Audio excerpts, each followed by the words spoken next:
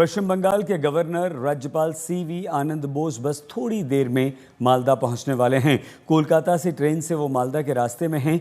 वक्फ कानून के खिलाफ प्रदर्शन के दौरान 11 अप्रैल को हुई हिंसा के बाद कई हिंदू परिवार पलायन कर मालदा में शरण लिए हुए हैं। मुख्यमंत्री ममता बनर्जी ने राज्यपाल सीवी बोस से वहां ना जाने की अपील की थी, लेकिन अपने कर्तव्य का हवाला देकर राज्यपाल ने मालदा दौरा रद्द नहीं किया। राज्यपाल ने कहा कि वो स्थिति का निरीक्षण करेंगे, वहां पीड़ित परिवारों से बात करेंगे, केंद्र सरकार को अपनी रिपोर्ट सौंपेंगे। सीवी आनंद बोस ने कहा कि पश्चिम बंगाल में हिंसा का दौर समाप्त होना चाहिए और तभी शांति और सौहार्द वहां पर स्थापित होगा। आइए हम आपको सीधे हमारे संवाददाता सूर्याग्नि रॉय के पास लिए चलते हैं। सूर्याग्नि, क्या इस समय चल रहा है? राज्यपाल सीवी आनंद बोस के इस दौरे का उद्देश्य क्या है? देखिए, राज्यपाल आ जाएंगे यहाँ पर। जो लोग अपने घरों को छोड़कर मालदा के इस वैष्णव नगर के स्कूल में रह रहे हैं, कैंप बन चुका है, वहाँ पे इन लोगों के साथ बातचीत करेंगे और होगा कि क्या आश्वासन देते हैं राज्यपाल, उनसे क्या बातचीत करते हैं और वो लोग जो है वो भी क्या कह रहे हैं। राज्यपाल ही नहीं बल्कि एनसी यानी कि नेशनल ह्यूमन कमीशन और नेशनल ह्यूमन कमीशन, ये दोनों भी एनएचआरसी भी आने वाली है। सूर्याग्नि, आपकी आवाज़ हम तक ठीक से नहीं पहुंच पा रही। आगे हम आपसे बात करेंगे। हम आपको बताएं कि सीवी आनंद बोस ने यात्रा के दौरान क्या कहा है, लेकिन उससे पहले हम आपको ये बता दें कि पश्चिम बंगाल के राज्यपाल सीवी आनंद बोस मुर्शिदाबाद और मालदा के लिए रवाना हो चुके हैं। ट्रेन की हम तस्वीरें आपको दिखा रहे हैं, सुनिए। What has happened there is something which should never have happened. But the scepter of violence is showing its ugly head on and off in Bengal in various places. We have to coffin the cult of violence and drive the last nail on the coffin. That is a task which is necessary to maintain peace and tranquility in Bengal. The dance of death, if I may say so, that is going on wantonly on the streets of Bengal in many places.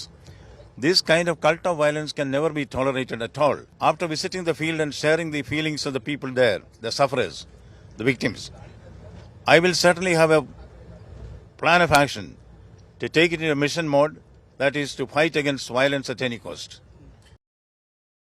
में हिंसा की स्थिति को देखते हुए BJP लगातार राष्ट्रपति शासन की मांग करती रही है और इस बार की हिंसा के बाद बीजेपी ने राष्ट्रपति शासन लगाकर चुनाव कराने की मांग की। अब राज्यपाल ने भी इस बात के संकेत दिए कि जरूरत पड़ी तो बंगाल में राष्ट्रपति शासन का विकल्प खुला हुआ है। Do you think what is the permanent solution to this? Do you think is it a presidential rule or is any suggestion to the government of West Bengal? As governor, I don't want to make any comment on that. The constitutional options are available. Everybody knows that. But which action to be taken depends on various factors. Let it be taken by the competent authorities. I, as governor, should not interfere in such decisions. So I don't want to comment on that.